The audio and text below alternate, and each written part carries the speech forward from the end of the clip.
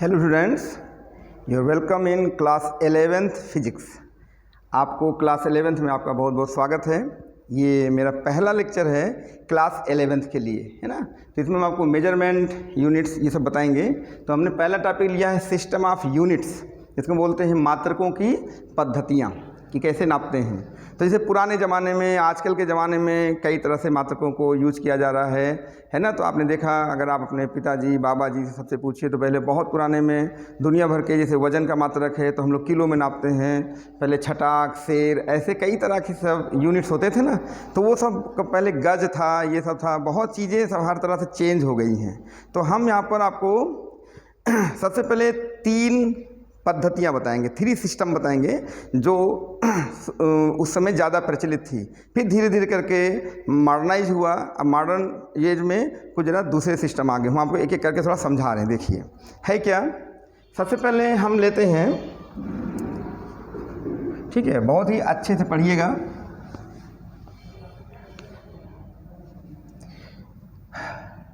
यहाँ पे हम लिखते हैं CGS सिस्टम। आप लोगों ने पढ़ा भी होगा। इसको लोग बोलते हैं फ्रेंच सिस्टम।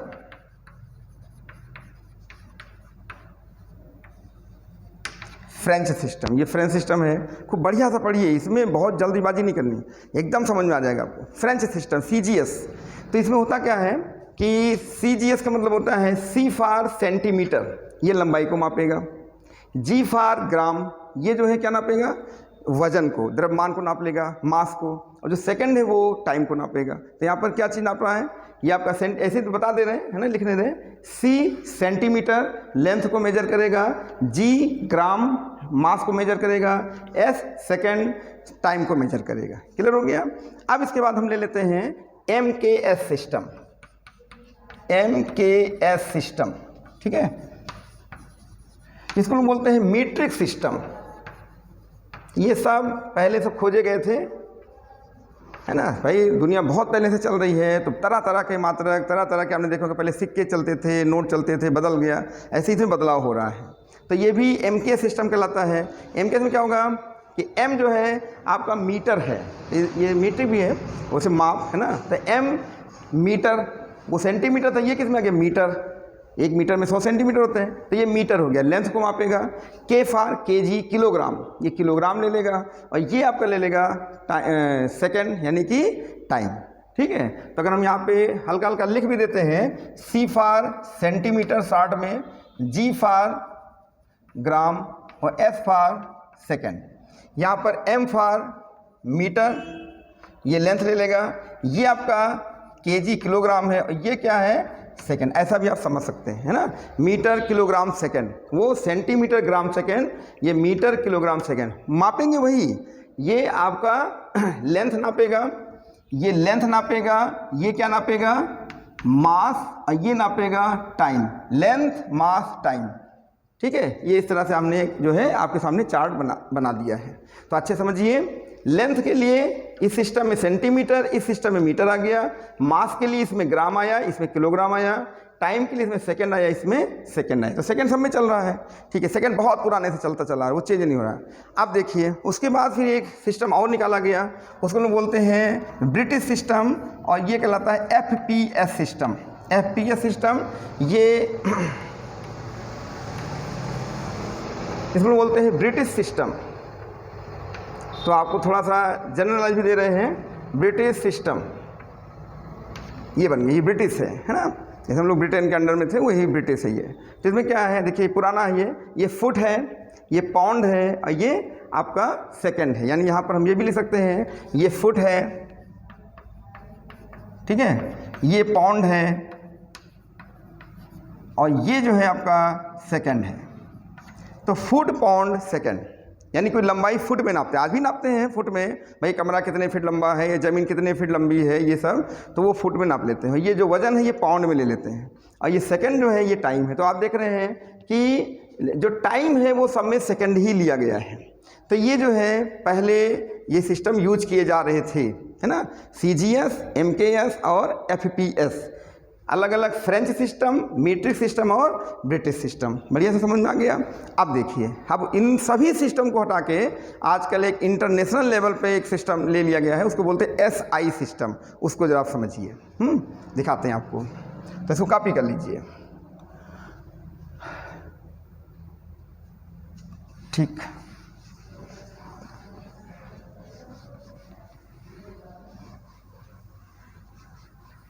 तो यहाँ पर हम आपको समझा दे रहे हैं, थोड़ा अपने बुक से भी पढ़िएगा, उसमें ऐसा बहुत डिटेल लिखा भी रहता है, तो आप देखिएगा, है ना। एक बार हम थोड़ा ग्राउंड बना दे रहे हैं, पढ़िए, समझ में आएगा, अच्छा लगेगा। उसको हम लोग बोलते हैं क्या, SI सिस्टम। ये इंटरनेट सिस्टम है, इसका हम फुल फॉर्म भी लिख देते हैं, इसको बोलते हैं सिस्टम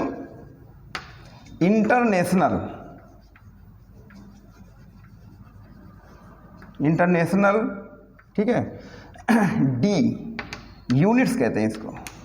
इसका पूरा नाम है सिस्टम इंटरनेशनल D यूनिट्स, ये फुल फॉर्म है। तो ये इंटरनेशनल, ये एक तरह से अंतर्राष्ट्रीय पद्धति है, ये अब जो है सर्वमान्य है, सभी वैज्ञानिक इसको मान रहे हैं। इसमें क्या होता है, इसमें यही जो यूनिट्स हैं, तो उसमें बेसिक यूनिट्स और सप्लीमेंट्री यूनिट्स को इन्वॉल्व किया गया है। बेसिक यूनिट्स में आपको 7 यूनिट्स ली गई, हमें आपको अभी क्या करके बता रहे हैं, 7 यूनिट्स आपकी बेसिक यूनिट्स हैं, और 2 यूनिट्स जो अलग से लेके उसको बोलते हैं सप्लीमेंट्री यूनिट्स, वो सप्लीमेंट्री। तो आप देखिए कैसे बनाते हैं इनको, देखिए। तो हम SI सिस्टम में पहले बेसिक यूनिट्स ले रहे हैं, SI, ये हमने फुल फॉर्म लिख दिया, आप लिख सकते हैं, समझ सकते हैं। तो अब हम SI यूनिट्स में सबसे पहले ले लेते हैं आपका मास, है ना, ये आपका जो है मास नहीं, पहले आप लेंथ ले लीजिए। तो लेंथ में वो लेते हैं मीटर, ये M यूज करते हैं, ये मीटर है, इसको हम लेंथ के लिए यूज कर रहे हैं, यानी लंबाई नापने के लिए इसको हम लोग यूज करते हैं। तो सबसे पहले हम यहाँ पे लिख दें कि 7 बेसिक यूनिट, पहले ये लिख देते हैं, ये ज़्यादा ठीक रहेगा। 7 बेसिक यूनिट्स, ये 7 जो है वो बेसिक यूनिट्स हैं। तो हम आपको सबसे पहले देखिए, थोड़ा सा स्टार्टिंग भी समझा दे रहे हैं, इसे याद रहे।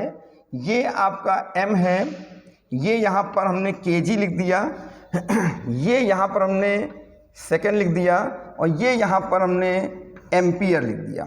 4 ये हो गए। और फिर यहाँ पर आपका बन जाएगा केल्विन, फिर ये हो जाता है कैंडिला, CD लिख सकते हैं। फिर यहाँ पे लिख देते हैं हम लोग मोल। ये 7 जो हैं आपके बेसिक यूनिट्स कहलाते हैं। हम एक एक करके आपको एक्सप्लेन कर दे रहे हैं, ठीक है। ये जो आपका M है, ये लेंथ में यूज किया जाएगा, मीटर में, यानी कि ये एक तरह से आपका मीटर है, लेंथ के लिए यूज करते हैं इसको, है ना, मीटर में नापते हैं। यहाँ सेंटीमीटर नहीं चलेगा, मीटर, ठीक है। दूसरा यहाँ पर किलोग्राम है, ये तो आप देख रहे हैं ये किलोग्राम हो गया, ठीक है, ये किलोग्राम हो गया। ये आपका सेकंड है, तो सेकंड तो जान ही रहे हैं, इसमें लिखे या ना लिखे एक ही चीज़ है, चलो अच्छा लिख देते हैं, ये सेकंड हो गया। ये क्या है, ये करंट है, एम्पियर, ये एम्पियर ले लिया जाएगा, ये एम्पियर हो गया, ठीक है। अब यहाँ पे देखिए और भी सामने आ रहे हैं, ये तो एम्पियर धारा आप समझ रहे हैं, इसको आगे चल के फिजिक्स पढ़ेंगे। ये केल्विन है, ये टेम्परेचर को लेता है, क्या ये टेम्परेचर किसको नापेगा, ये ताप, गर्मी, है ना, ताप को नापता है, टेम्परेचर को लेगा। ये आपके लिए कैंडिला है, ये कैंडिला, ये ल्यूमिनस इंटेंसिटी को लेता है, यानी ज्योति की तीव्रता को लेता है, ल्यूमिनस इंटेंसिटी ये है। तो इसको आगे चल के आप पढ़ेंगे, ल्यूमिनस इंटेंसिटी, ठीक है, इंटेंसिटी को ले देता है। ये है मोल, ये क्या है, ये जो है क्वांटिटी ऑफ सब्सटेंस है, यानी पदार्थ की मात्रा। तो पदार्थ की मात्रा ये नहीं कि आपने वहाँ पे आटा तौल लिया, चीनी तौल ली, ऐसा नहीं है, ये मोल है। मोल में क्या होते हैं, एटम, मॉलिक्यूल, इलेक्ट्रॉन, प्रोटॉन, उनकी मात्रा को देखा जाता है, वो मोल उसके लिए लिया गया। अच्छा, तो यहाँ पर एटॉमिक होता है ये, यानी कि क्वांटिटी ऑफ सब्सटेंस, जिसमें एटम, मॉलिक्यूल, ठीक है, ये प्रोटॉन, ऐसे इन चीज़ों के बारे में, वजन के बारे में, इनका मास के बारे में आपको बताया जाता है। ये उसके लिए एक यूनिट लिया गया है, मोल। तो सबको हमने बता दिया। ये क्या होगा, ये लेंथ मेजर करने में काम आएगा, ये मास मेजर करने में काम आएगा, किलोग्राम है, ये टाइम के लिए आएगा, ये करंट है ना, इलेक्ट्रिक करंट के लिए आ जाता है, ये टेम्परेचर मेजर करने में काम आएगा, केल्विन, ये कैंडिला है, ल्यूमिनस इंटेंसिटी, ज्योति की तीव्रता, जैसे मैंने हमने टार्च जलाई तो ज्योति निकली, वो कितना तीव्र है, आप उसको देख पा रहे हैं कि नहीं देख पा रहे हैं, आँख में ग्लेयर पैदा हो रहा है, चकाचौंध हो रही है जितना ज़्यादा, है ना, तो वो सब देखना है, वो कैंडिला ले लेगा। मोल यहाँ पर क्वांटिटी ऑफ सब्सटेंस है, पदार्थ की मात्रा, जिसमें हमने आपसे ये भी कहा कि इसमें एटॉमिक देखिए, जैसे एटम है, मॉलिक्यूल है, इलेक्ट्रॉन है, प्रोटॉन है ना, न्यूट्रॉन है, उनके सब के बारे में ये उसको बताता है, उनकी मात्रा को।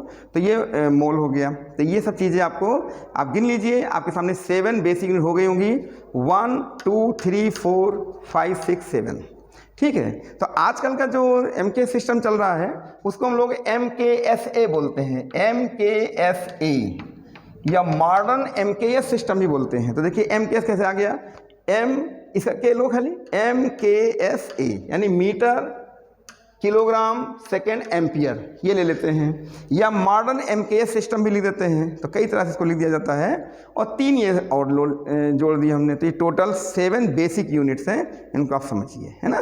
अब यहाँ पे 2 सप्लीमेंट्री यूनिट्स आ रही हैं, उनको भी समझिए। तो पहले कॉपी कर लीजिए। तो एक छोटा सा लेक्चर आपको हम दे रहे हैं, थोड़ा प्रयास कर रहे हैं कि पहले आपका माइंड मेकअप हो, ठीक।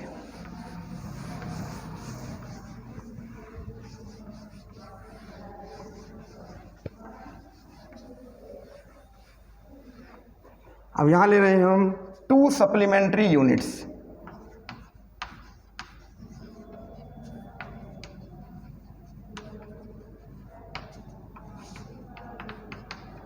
टू सप्लीमेंट्री यूनिट्स, ध्यान रखिएगा, 2 होती हैं, एक होता है प्लेन एंगल, एक होता है सॉलिड एंगल। तो इसमें क्या लिया गया है, ध्यान दीजिए, सबसे पहले हम ले रहे हैं प्लेन एंगल। प्लेन एंगल में क्या होगा, इसको हम हिंदी बोलते हैं समतल कोण। जैसे ये है, तो आपको हम बता दें, इसका हम यूनिट लेते हैं रेडियन। रेडियन है ना, रेडियन हमने देखा, सुना है, पढ़ा है, सब क्या है। जैसे थोड़ा समझा देते हैं आपको, जैसे ये एक सर्कल बना दिया हमने, सर्कल बना दिया, यहाँ पर हमने एक लाइन ये खींच दी, रेडियस बना दी। अब आप जैसे मान लो ये O है, ये A है, ये R है, सोचिए जैसा अगर आपने जो है कंपास में एक सर्कल बनाया है ना, उसकी रेडियस घटाएंगे ना, उसको रेडियस वही से रहने दीजिए, घटाइए नहीं, और जितनी रेडियस इसकी है उसको यहाँ से एक आर्क जो है आप काट दीजिए। तो आर्क जब काटेंगे तो आपका इसको मिला देंगे तो यहाँ पे एक एंगल सबटेंड हो जाएगा। जो एंगल जो सबटेंड हो जाएगा, मान लीजिए थीटा है, तो थीटा जो होगा वो आप जानते हैं theta is equal to arc upon radius, ये होता है। तो इसकी जो आर्क की लेंथ है वो भी आपकी 1 हो जाएगी, ये भी 1 हो जाएगी। इसका मतलब हो जाएगा जो थीटा जो आएगा नापने पर वो 1 रेडियन का एंगल होता है, 1 रेडियन, यानी ये जो एंगल आता है ये 1 रेडियन एंगल होता है। इसका जब आप वो नापेंगे अपने प्रोटेक्टर से तो ये लगभग आ जाता है 57.3 डिग्री, 57.3 डिग्री इसका जो है मान आता है, इसको नाप ले सकते हैं। तो जो 57.3 डिग्री है वही हमारा 1 रेडियन है। 1 रेडियन लगभग इतने के बराबर हो जाता है, ठीक है, ये ध्यान रखिए। जैसे अभी आप जानते हैं कि पाई रेडियन, आपने पढ़ा है पाई रेडियन, पाई रेडियन जो है 180 डिग्री के लगभग होता है। तो आप जानते हैं पाई की वैल्यू कितनी होती है, आप देख सकते हैं 3.14 है ना, ये तो एक इरेशनल नंबर है आप जानते हैं, लेकिन तब भी हम बता दे रहे हैं। तो अगर हम इसमें पाई रेडियन में अगर हम 57.3 को मल्टीप्लाई कर दें तो आप देखिए ये लगभग आपका 180 डिग्री के आसपास पहुंच जाएगा। तो आप देख रहे हैं बढ़िया सा पाई रेडियन 180 डिग्री। जैसे बहुत लोग नहीं जानते हैं कि पाई रेडियन की जगह 180 रखते तो हैं, लेकिन जानते क्यों नहीं, क्यों होता है ये नहीं जान पाते हैं। तो हमने आपको देखो आप कोशिश किया है समझाने की कि सबसे पहले क्या करिए, एक सर्कल लीजिए किसी भी रेडियस का, 2 सेंटीमीटर 3 सेंटीमीटर कुछ भी ले लो, एक रेडियस हमने एक सर्कल खींच दिया। सर्कल पर यहाँ पर जैसे मान लो हमने 3 सेंटीमीटर लिया तो 3 सेंटीमीटर का ही आर्क आप कट कर दीजिए, इसको यहाँ से मिला दीजिए। तो यहाँ पे जो एंगल बनेगा वो बनेगा 57.3 डिग्री लगभग, ये नापेंगे आ जाएगा। अब इसी एंगल को ही हम बोलते हैं 1 रेडियन। तो 1 रेडियन आपका हो जाता है, इसी को आप जो है 1 रेडियन कहेंगे, तो हो गया 1 रेडियन। तो देखिए अब पाई रेडियन की जगह पे 180 डिग्री रखा जाता है। क्यों रखा जाता है? पाई की वैल्यू लगभग कितनी होती है? 3.14। इसको एक रेडियन की वैल्यू कितनी है? 57.3 डिग्री। इसको गुणा कर दीजिएगा तो ये 180 डिग्री के लगभग आसपास आ जाता है। इसका मतलब हो गया कि अगर हम रेडियन को डिग्री में बदलते हैं, डिग्री को रेडियन में बदलते हैं तो हो जाता है। तो यहाँ पर आपके सामने एक जो है यूनिट आ चुकी है, रेडियन। तो रेडियन क्या है? ये एक सप्लीमेंट्री यूनिट है, इसको एसआई सिस्टम में लिया गया है ना। तो इसको समझ लीजिए। अगर आप रेडियन के और भी देखना चाहते हैं डेफिनीशन तो ये देख सकते हैं। जैसे हमने आप मान लो एक लाइन खींच दी और लाइन खींचकर एक बहुत ही कम एंगल पर हमने एक लाइन ये खींच दी, तो ये जो आपका एंगल बना वो मान लिया हमने एक सूक्ष्म बहुत छोटा कोण बन गया डी थीटा, और यहाँ पे क्या बन गया? ये बन गया आर। अब ये मान लीजिए कोई आर्क है, इसकी लंबाई कितनी है? ds। तो यहाँ पर होगा क्या कि जो d थीटा होगा, d थीटा आप जानते हैं कोण बराबर चाप बटे त्रिज्या, या angle is equal to arc upon radius. तो आर्क यहाँ पर कितना है? ds, और अपान रेडियस कितनी है? r। ये हो जाता है मात्रक रेडियन। अच्छा समझ लीजिए, है ना। और अगर ये आर्क की लंबाई r के बराबर हो जाए, इफ़, अब देखो यहीं से समझिए, ds is equal to R, then d theta is equal to R upon R is equal to 1। तो बताइए 1 रेडियन हो गया कि नहीं? तो आपको हमने शुरू में क्या बताया था कि जो आर्क लेंथ है, ये आर्क लेंथ है ना, ये आर्क लेंथ और आर्क लेंथ और आर ये दोनों क्या हो जाए? सेम हो जाए। तो यहाँ पर एंगल कितना बनेगा? 1 रेडियन, जो लगभग कितने डिग्री में आ जाता है? 57.3 डिग्री के आसपास आता है। तो आप अच्छे से समझ लीजिए। हमने फार्मूला भी लिख दिया कि डी थीटा बराबर D S upon R radian. तो आप बताइए यहाँ पे यूनिट में कौन लिया जा रहा है? रेडियन। यही रेडियन ही सप्लीमेंट्री यूनिट है ना, ये समझ लीजिए। तो एसआई सिस्टम का एक यूनिट आपके सामने और आ गया, रेडियन। और रेडियन के बारे में भी हमने समझा दिया। अब आप पाई रेडियन लिखते हो तो पाई रेडियन समझिए 180 डिग्री के इक्विवेलेंट होता है। चलिए आगे बढ़ते हैं, कॉपी कर लीजिए।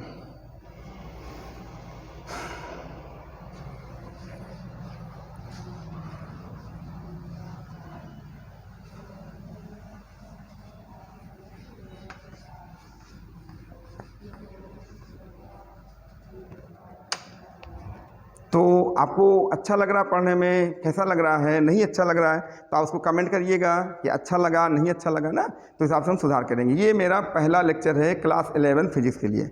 अब यही लेक्चर, यही चैनल पे आपको कॉम्पिटिटिव भी मिलेंगे, एकेडमिक मिलेंगे। तो अभी तो हम एकेडमिक आपको पढ़ा दे रहे हैं। बाद में जब हम न्यूमेरिकल शुरू करेंगे तो न्यूमेरिकल में एकेडमिक के साथ साथ कॉम्पिटिटिव भी, जेईई है ना, एडवांस है, मेन है, वो सब क्वेश्चन, SCRA, ऐसे मिसलेनियस NDA जो भी है वो हम आपको ज़्यादा से ज़्यादा न्यूमेरिकल बताएंगे, दोनों तरह बताएंगे, एकेडमिक भी और कॉम्पिटिटिव।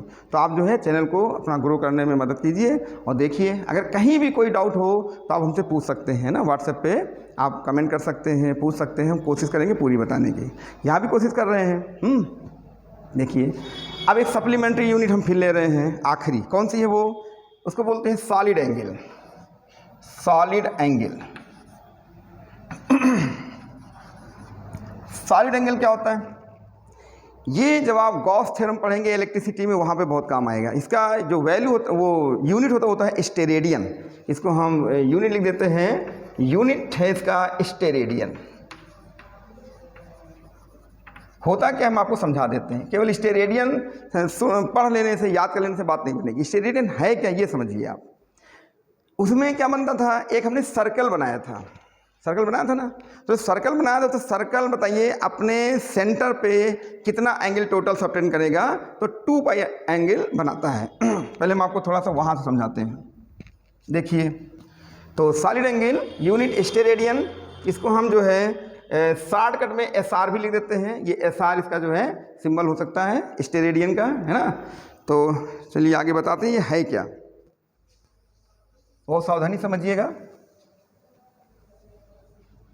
स्टेरेडियन के बारे में। देखिए जैसे आपको हम पहले थोड़ा सा फिर समझा दें। सर्कल, ये प्लेन सर्कल है। अगर हम इसको डायमीटर से काट देते हैं यहाँ सेंटर पर, तो ये एंगल कितना बनाएगा? ये एंगल बनाएगा पाई। और अगर हम फिर घूम के आ रहे हैं तो कितना घूम के जाएंगे? पाई। तो बताइए pi plus pi total angle कितना सबटेंड करेगा? केंद्र पे कितना कोण बनाएगा, 2 पाई एंगल बनाएगा। यानी एक सर्कल जो है अपने सेंटर पर 360 डिग्री या 2 पाई रेडियन का एंगल बनाता है। अच्छा, आप जरा यहाँ बात करिए। अब हम आपसे कहते हैं कि सर्कल नहीं लेना, एक गेंद ले लो, गोला ले लो। अब गोला जो है अपने सेंटर पे कितना एंगल बनाएगा वो देखना है। तो वो सर्कल तो है नहीं, वो तो भाई गोला है, स्फेयर है। तो स्फेयर कितना करता है वो आपके सामने हम निकाल के दिखाते हैं। तो होगा क्या कि सबसे पहले आपको स्टेरेडियन की डेफिनेशन दे देते हैं। तब जैसे मान लीजिए ये कोई एक पैच है, ये कोई एक जो है क्षेत्रफल है, ऐसे मान लो ये कोई एक क्षेत्रफल है, ठीक, और ये अपने सेंटर पे कोई एंगल बना रहा है। जैसे ये बना रहा है, इसको आप मिला लीजिए इस तरह से, है ना, ऐसे 3D फिगर है, थोड़ा सा बोर्ड पर नहीं बन पाता, इस तरह से बन गया। अब मान लीजिए ये जो है ये आपका कुछ एंगल बना रहा है, ये मान लेते हैं एंगल डी ओमेगा बना रहा है ऐसे। ये जो इसका एरिया है वो मान लिया हमने डी ए है, और ये जो है आर इसकी रेडियस है, यहाँ पर सेंटर हमने ये बना लिया। अब हम स्टेरेडियन बता रहे, तो ये सॉलिड एंगल समझा दे रहे हैं, 3D ना। तो समझ जाइए यहाँ पे जो डी ओमेगा एंगल होगा, डी ओमेगा हो जाएगा, वहाँ भी फार्मूला वही है कि एरिया जो होगा डी ए, लेकिन यहाँ पे रेडियस का क्या होगा, स्क्वायर चलता है, यहाँ पे रेडियस से डिवाइड नहीं होता। जैसे वहाँ पे क्या था, आर का पान रेडियस, यहाँ पे क्या होगा, एरिया पान रेडियस स्क्वायर। इसका जो वो क्या कहते हैं यूनिट होगा वो स्टेरेडियन होगा, जिसको हम एस आर भी लिख देते हैं, ये स्टेरेडियन है।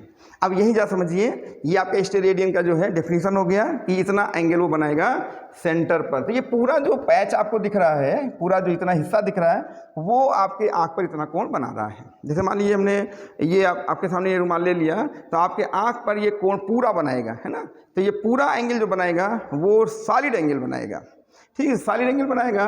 तो वो कितना बनाएगा, डी ओमेगा, जो फार्मूला होगा D A upon R square. ये डेफिनेशन हो गई। यूनिट, हम लोग यूनिट कंसंट्रेट कर रहे हैं, यूनिट क्या है, स्टेरेडियन। अब आपसे कोई कह दे कि बताइए पूरा स्फेयर सेंटर पे क्या बनाएगा, तो आप जरा ध्यान दीजिएगा, पूरा फुल स्फेयर, जब फुल स्फेयर जब सेंटर बनाएगा वो कितना हो जाएगा। तो भाई देखिए बोर्ड पे तो स्फेयर बना नहीं जा सकता, ऐसे समझ लीजिए। तो ये स्फेयर जो है यहाँ कैसे बनाओगे, ये मतलब जैसे आपको एक बहुत बड़े स्फेयर में खड़ा कर दिया जाए, एकदम सेंटर पे बैठा दिया जाए, पूरे चारों तरफ स्फेयर बना दिया जाए, तो आप अगर अपनी आँख घुमाएं तो पूरा स्फेयर आपकी आँख में कितना कोण बनाएगा वो देखना है।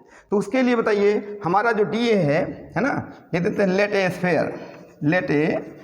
स्फेयर ऑफ रेडियस, यानी इसकी जो रेडियस है वो है, मान लीजिए हमने आर मान ली, आर ही ले लो, कोई दिक्कत नहीं है, ठीक है। तो बताइए इसका जो सरफेस होगा, पृष्ठ होगा, है ना, स्फेयर का जो पृष्ठ होगा, कर्व्ड सरफेस, वो कितना हो जाएगा बताएं। तो हो जाएगा, कर्व हो जाएगा 4 पाई आर स्क्वायर, यानी पूरे गोले का जो पृष्ठ होता है वो आपने याद कर रखा होगा, मेंसुरेशन में 4 पाई आर स्क्वायर होता है। तो ये हमारा जो है कैपिटल ए हो गया। अब हम पूरा स्फेयर ले रहे हैं, तो यहाँ बताइए जब अगर यहाँ पे एंगल निकालना होगा, ओमेगा निकालना होगा, डी हटा दीजिए, ओमेगा निकाल लेते हैं। तो अब बताओ यहाँ पे कितना हो जाएगा, 4 पाई आर स्क्वायर और अपान रेडियस स्क्वायर। इसकी जो ये तो डी ए है बहुत छोटा क्षेत्रफल है, हम पूरा एरिया ले रहे हैं, तो यहाँ पे हो जाएगा आपका एरिया। जैसे अभी इसको हम इंटीग्रेट कर दें तो ये ओमेगा हो जाएगा, ये आपका ए हो जाएगा, है ना, और ए कितना 4 पाई स्क्वायर, 4 पाई में आर स्क्वायर कैंसिल हो जाएगा। तो बताइए जो ओमेगा बनेगा सेंटर पे वो कितना बनेगा, 4 पाई स्टेरेडियन। तो आपसे कोई पूछ ले कि बताइए एक गोला, है ना, एक गोला अपने केंद्र पर कितना कोण बनाता है, तो क्या बताओगे, 4 पाई रेडियन, स्टेरेडियन बनाएगा। और एक सर्किल कितना बनाता है, 2 पाई रेडियन बनाता है, और गोला 4 पाई स्टेरेडियन बनाता है। ध्यान रखेंगे दोनों में अंतर है। ये गॉस थ्योरम पढ़ाई जाएगी, वहाँ पे यूज होता है। यहाँ थोड़ा सा हम यूनिट, हम तो यूनिट कंसंट्रेट कर रहे हैं फिलहाल, थोड़ा सा एक्सप्लेन भी कर दे रहे हैं। ये हो गया। अगर आप 4 पाई स्टेरेडियन में इसको 3.14 रख दो, यानी कि चाहे तो स्टेरेडियन की वैल्यू भी निकाल सकते हैं, तो 3.14 रखेंगे तो ये 4 × 3.14 समथिंग करोगे तो ये 4 × 16, 4 × 4 = 5 हो गया, 12.5 स्टेरेडियन आ जाएगा ओमेगा, है ना। ये इतना एंगल आपका बना देगा। तो एक जो स्फेयर है, फुल स्फेयर, वो अपने सेंटर पे 12.56 लमसम है ना, एक्यूरेट नहीं है, 12.56 स्टेरेडियन का एंगल सबटेंड करता है। तो हमने आपको थोड़ा सा आगे नॉलेज बता दिया। और तो आप बताएं, आपको हमने कितना बताया। सबसे पहले हल्का सा रिवाइज कर देते हैं कि जो पुरानी पद्धतियाँ वो क्या थी सबसे पहले फ्रेंच सिस्टम CGS, ये आपने देखा। फिर उसके बाद आपने क्या देखा, मीट्रिक सिस्टम MKS। फिर क्या देखा, ब्रिटिश सिस्टम, उसमें FPS आया। फिर बाद में सभी सिस्टम को हटा के एक नया सिस्टम आजकल आया SI सिस्टम, जिसको कहते हैं सिस्टम इंटरनेशनल D यूनिट्स। ये आपका अंतर्राष्ट्रीय पद्धति है। उसमें क्या हुई, 7 बेसिक यूनिट्स हैं, जिसमें पहला M मतलब हो गया मीटर, दूसरा हो गया K किलोग्राम, फिर हो गया S सेकेंड, और चौथा हो गया एम्पियर, जिसको हम कैपिटल A से दिखाते हैं। फिर पांचवा ले लीजिए, पांचवा हमने ले लिया केल्विन, जो टेम्परेचर बताता है, उसको मापता है। उसके बाद हमने लिया CD मतलब कैंडिला, जो ल्यूमिनस इंटेंसिटी को देखता है। और उसके बाद हमने मोल ले लिया, ये क्वांटिटी ऑफ सब्सटेंस देखता है। इसमें एटॉमिक यानी atom, molecule, electron, proton, neutron इत्यादि दिए जाते हैं, उनकी सबकी मात्रा को ये देखता है। ठीक है, तो 7 ये हो गए। बाकी 2 सप्लीमेंट्री यूनिट्स कौन कौन सी हो गई, पहली हो गई प्लेन एंगल, जिसका यूनिट हमने लिया रेडियन में, जो आपने भी देखा, और दूसरा लिया सॉलिड एंगल, जिसका यूनिट लिया स्टेरेडियन, जो आपने ये देखा। इस तरह से टोटल 7 यूनिट आपके सामने आ चुकी हैं। ठीक है, तो यूनिट्स के बारे में हमने कुछ बता दिया, थोड़ा सा आप पढ़िए, बुक से देखिए, कोई भी दिक्कत हो आप वो कमेंट करिए। उसके बाद फिर हम इसमें बताएंगे आपको एरर, है ना, वो मेन है। इसके बाद फिर एरर है, एरर बहुत सीरियसली पढ़िएगा। एरर में कंपटीशन में बहुत अच्छे अच्छे क्वेश्चन पूछे जाते हैं, तो उसमें बहुत से स्टूडेंट जो एकदम पागल हो जाते हैं, कहते हैं क्या करें समझ में नहीं आता। तो आपको बताएंगे, बहुत सरल ढंग से बता देंगे, है ना। एरर एनालिसिस बताएंगे, फार्मूला पहले बता देंगे साहब, फिर फार्मूला कैसे यूज करते हैं वो बता देंगे, तो काफ़ी आपके लिए अच्छा कर देंगे। ठीक है, तो ये पहला वीडियो कैसा लगा कमेंट ज़रूर करें, और आगे के लिए रेडी रहें। बस नेक्स्ट वीडियो जल्द ही आने वाला है। Thanks for watching my video.